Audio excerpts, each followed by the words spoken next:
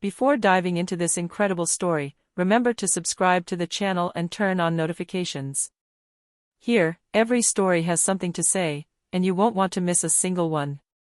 The sun shone on the gardens of the luxurious Villa Anderson, decorated with white roses and gold garlands. It was supposed to be a wedding of the year, that of billionaire Ethan Caldwell, heir to one of the largest real estate empires in the United States. Everything was perfect: the music, the hand-picked guests, the press cameras, except for one thing. The bride was not the one he was supposed to marry. An administrative error, or a mischievous twist of fate, had turned everything upside down. Because of a mix-up with the documents and a misunderstanding between the families, Ethan had ended up saying yes, not to Samantha Blake, his official fiancée, but to Amelia Carter, a modest young woman who came that day to serve at the reception. Amelia, stunned, hadn't understood what was happening. She had been told she was supposed to wear the dress for a demonstration before the ceremony. She had found herself, unintentionally, next to the billionaire in front of the altar, under the astonished gaze of the guests and the priest. The lawyers, the press, the families, everyone cried foul. But legally, the marriage was valid. Ethan, furious at having been tricked by fate, decided not to annul the union right away. "Very well," he said coldly. "You want to play the billionaire's wife?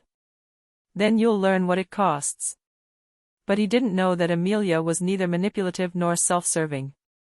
She was a kind-hearted young woman who had a painful past and a courage that money couldn't buy.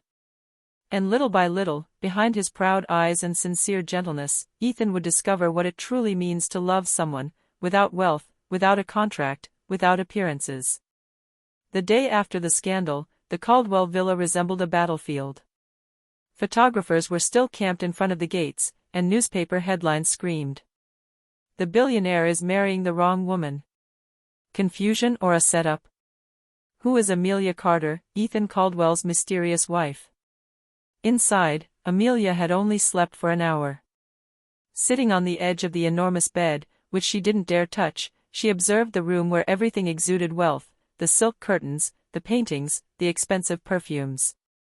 She, the daughter of a simple mechanic from Ohio, had never set foot in a place like this. The door opened abruptly. Ethan entered, dressed in a black suit, his gaze as cold as steel. "So, Mrs. Caldwell," he said ironically. "Pleased with your achievement?" I didn't want any of this," Amelia replied, trembling. "It was a mistake." "I didn't know that." "A mistake?" "A mistake that cost my family millions in reputation and me, the woman I loved."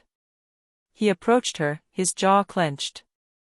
"If you think you're going to profit from my name, think again.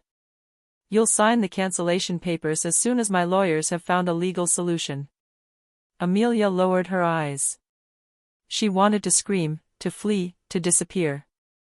But deep down, something told her that this marriage, however absurd it may seem, was not a coincidence. "Very well," she said softly. "But until that day, I will remain dignified. You have no need to despise me."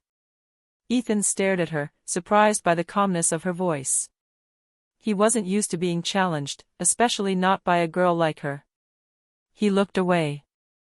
"1 week, no more. After that, you'll be out of my life." He left, slamming the door.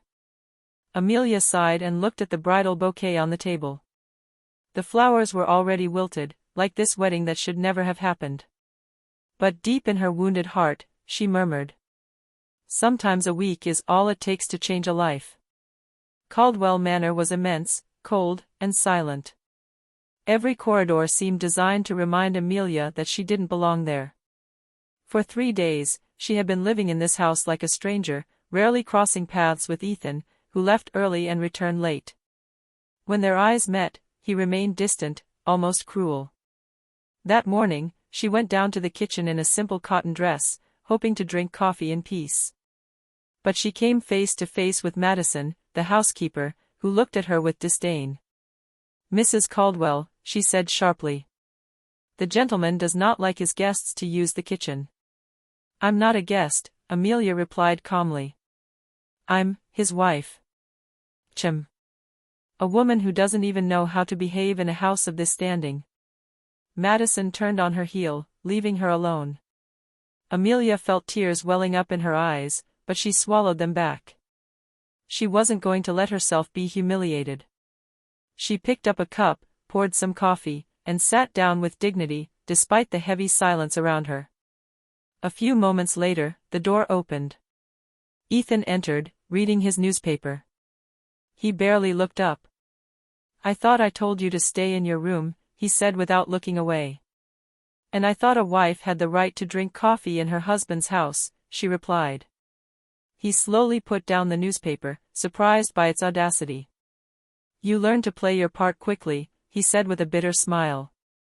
"I'm not playing a game, Ethan. I'm just trying to breathe in a place where everyone is judging me." Amelia's calm and sincere tone unsettled him. He had expected a self-serving, manipulative woman, looking to take advantage of the situation. But she seemed genuinely hurt. "If you think pity will work on me." "I don't want your pity," she interrupted. "Just a little respect." A heavy silence fell. Ethan looked away, unable to meet that honest gaze. That evening, while observing the light from Amelia's room from his office, he found himself thinking about her. Her voice, her eyes, her quiet pride, all of it disturbed him. He shook his head. "No, this marriage is just a mistake," he told himself. But deep down, he already knew that something was beginning to change. That day, the sky had turned a threatening gray over Caldwell Manor. A fine rain fell on the immense windows, reflecting Ethan's gloomy mood. For a week, he had been constantly battling a feeling he refused to name. Amelia, despite her simplicity, imposed herself on his mind at every moment. She spent her days avoiding the servants, reading in the garden, or helping the old gardener, Mr. Harris, prune the roses. She laughed sometimes, and that laughter, sweet and sincere, did something to Ethan that he hadn't felt for a long time. That evening, an important business meeting was to be held at the manor. Ethan's associates, arrogant and contemptuous men, had insisted on coming to meet his famous wife by mistake. Ethan would have preferred to avoid it, but Amelia entered the room, straight, graceful, dressed in a simple but elegant dress that she had found in a guest room. The murmurs began immediately. "Is that her? She looks like a waitress." Poor Ethan, what a humiliation. Ethan felt anger rising within him. He glared at his associates, but before he could speak, Amelia stepped forward. "Gentlemen," she said with a calm smile, "I know my marriage is not common. But it has at least one quality: it is sincere." An icy silence fell over the room. Ethan looked at her, stunned. In one sentence, she had just defended his honor better than he could himself. When the guests left, the rain had turned into a thunderstorm. Amelia went out onto the terrace to breathe, soaked to the bone. Ethan joined her, a jacket over his shoulder. "Why did you do that?" he asked softly. "Because you didn't deserve for them to disrespect you," she replied simply. "Even after everything I've said to you? After the way I've treated you?" "Yes. Because I don't respond to hatred with hatred." A flash of lightning streaked across the sky. Ethan put his jacket over his shoulders. Their eyes met in the pouring rain. For a long moment, neither of them spoke. Then, in a lower voice, Ethan murmured, "You are not who I thought you were." Amelia smiled sadly. "And you're not as insensitive as you want to make people believe." They remained there, motionless, while the rain slowly erased the barriers between them. That night, without meaning to, Ethan Caldwell fell in love for the first time in his life. The day after that rainy night, something had changed in the house. The servants could sense it. Ethan, usually cold and authoritarian, seemed calmer, more human. And Amelia, for her part, had regained a slight smile, that of a woman who is beginning to heal. But the peace was short-lived.